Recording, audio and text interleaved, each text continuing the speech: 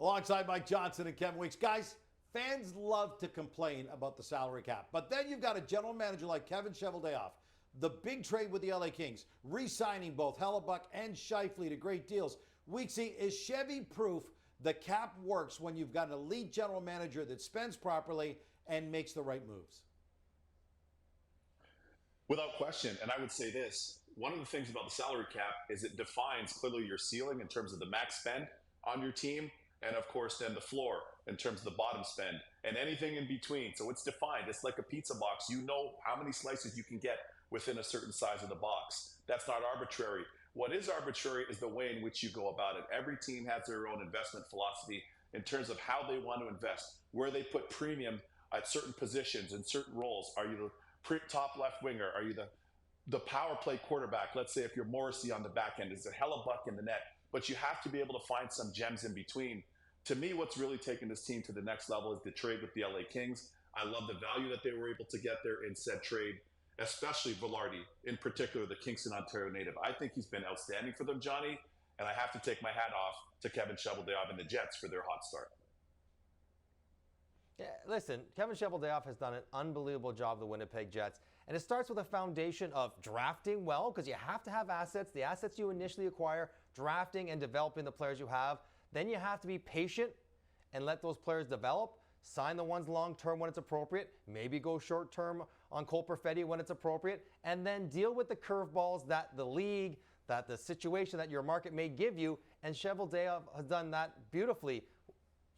Think about Hellebuck, think about Scheifele, think about the Dubois trade. All things that are not exactly easy to handle, and Kevin Cheveldayoff has come out on the right side of all of those situations. And when you do that, you leave your team in a good spot on the ice, which the Winnipeg Jets clearly are, the best team in the league, but then you also leave them in a good spot on the salary cap, where they have a little bit of space, they're not overcommitted, they're not stretched out with a whole bunch of contracts on older guys that are going too far, too long.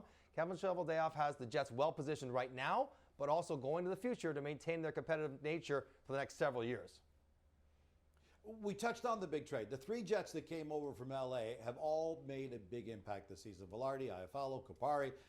They get to face their former team tonight. MJ, how much has adding all this depth helped the Jets to the position they are right now this season?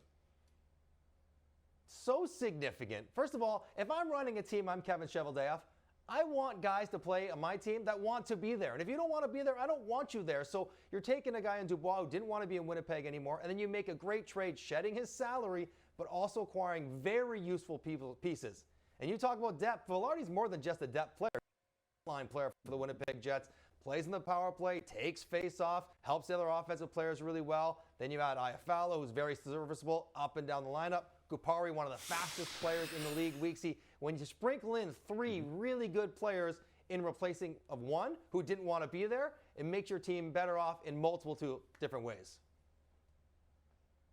Totally. It is a force multiplier. Essentially, you force multiply getting those three assets that are serviceable and very valuable pieces within your group in lieu of what you ended up shedding in the case of Pierre-Luc Dubois.